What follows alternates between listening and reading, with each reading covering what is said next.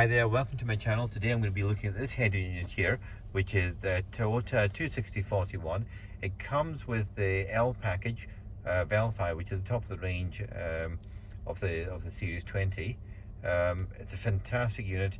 Originally I was thinking of changing this because, as you can see, it's in Japanese, but after careful consideration from new acres, and they always give good advice, I decided against putting in a Chinese version, or even an aftermarket UK version, Pioneer, etc. Now the reason for that is because this particular system is a fiber optic system, which means it's transmitting the sound via fiber optics, which is a very clear sound. This system has 18 speakers on it, so it's the top of the range, and it comes with a DVD built in here. If I press this button here, and I said it's in Japanese, but you get to work out what's what.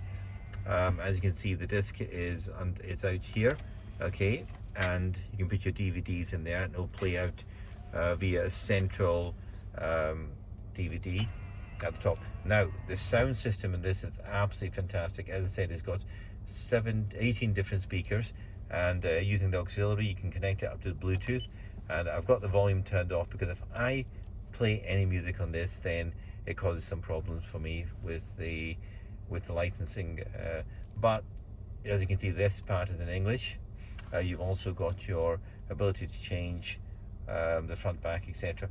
Now you get used to this, and you'll get used to these sounds like that being returned, but you can adjust the treble, the mid and the bass to suit yourselves. And as I said, with Google Translate, you're able to read these bits here once and for all, this like settings, etc. You can do quite a lot of things. You got your sonar switches. All of this is controlled in this head unit. How good is the head unit? Well, it's absolutely fantastic. When it's coupled with 18 speakers, it's a fantastic unit. As I said, there's no reason to replace it other than it's going to be awkward for about a week or two. I've not worked out how to use the television as yet, or should I say the DVD function. I don't believe the TVs will work here, but I've not worked out how to use the head unit as yet, but I will do at some point. As I said, I've only had the car recently.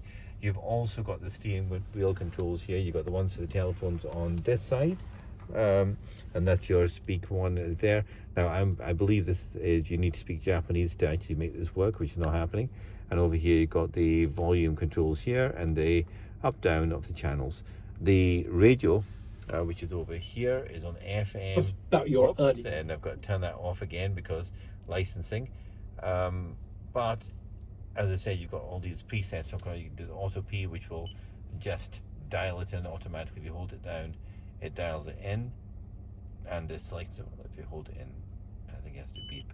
There we go. When it beeps, it will dial it all in, and you'll get used to using this system. It's just so much easier, and one advantage is you're not replacing it with a fancy looking Tesla style LCD, which incidentally will most likely have cheap components in it. And you're wondering, well, how many cheap components is in there? It doesn't really matter, because it only takes one cheap component, or one cheap transistor, one cheap chip, or an overheating problem to take out the whole system, in which case you're going to go through a lot of grief, etc. Just spend a little bit of time to actually work out how to use this system. As I said, it connects to your Bluetooth separately for the telephone and separately for the music, but it works beautifully. You get your music by just pressing the auxiliary, and it just takes you straight through.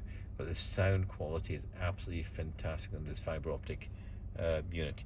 Now, I've said it'll take it 1 week, 2 weeks or so to actually work it out. There is a couple of things that would be quite nice. Would be that if the telephone directory came up with the names in English, but it doesn't. And the other thing which would be quite nice if the navigation system worked nicely on this, but it's not. It's in Japanese. So what I'll be doing is fitting a little stand here and running it on Waze. Waze gives you the radar detection for cop cars, etc.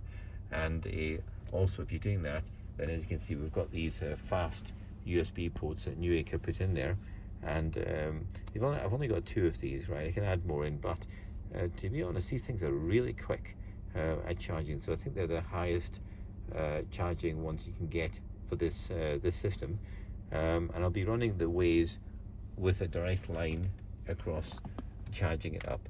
It's no big deal when you've got the waves running, because it's going to be sitting there. Originally I was watching the map moving around of cars and sitting in the Japanese water, etc. But now I've worked out you can just keep it on music, or keep it on something which is not going to distract you. Okay, so it's a very good system. As I said, you want to be working at the 26041 Toyota unit, and I will be doing some more videos showing how to actually set these little the system up. This will also allow you to set up your sonars, and it will also allow you to do a number of different things, like decrease the sound of the sonars as you're going backwards, decrease the sound of all the notifications, switch off notifications, etc., which you don't really need to have. It's all in here, but it takes a little bit of time with a Google Translate to actually work out where everything is going.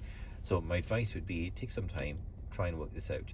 The other head units that you've got, the 9-speaker ones, etc., again I would say the same advice, which is try to work with the units that you've got first before thinking of replacing them, because as I said, it only takes one component to fail on the aftermarket ones, and you're in a situation where you're having to take it out, or having to get somebody in, or wishing you hadn't taken the original. Just spend a little bit of time, work it out. But this L series one, as I said, is top of the range. 18 speakers, they're all over the place. There's one that was too fast. There's the speaker in the dashboard right in the center, and then, as I said, we've got a set of 4 speakers up here in the ceiling. Right at the back you'll see the 2 speakers in the back. Okay, then we're going to look for the speakers in the door, and let me show you what those are. And I have to move myself. There's these quite big speakers in the door there, and I'm going to move over to the back of the car now, and just have to open my door. Give me 1 second. And then we've got a speaker in the door there, and there's a speaker in the door there, and I believe there's some speakers round in the back as well. There we go, we can just see one over there. Okay, so you can see where all the speakers are, and the drop down TV is in there, right before the second seats.